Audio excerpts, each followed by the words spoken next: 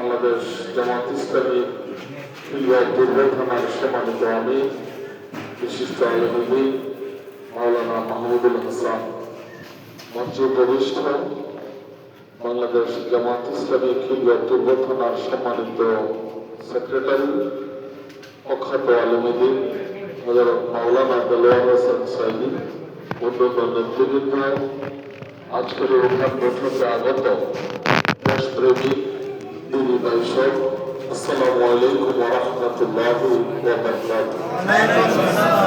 ইতিমধ্যে আপনারা অত্যন্ত গুরুত্বপূর্ণ বক্তব্য শুনেছেন। নামাজের 10 মিনিট বাকি আছে। আমি চেষ্টা করব অল্প সময়ের মধ্যে আমার বক্তব্য শেষ করতে। প্রিয় ভাইরা আমার, আজকে যারা আপনার এখানে উপস্থিত আছি, এই পৃথিবীতে এমন একটি মুহূর্ত ছিল যে মুহূর্তে আমরা কেউই ছিলাম না।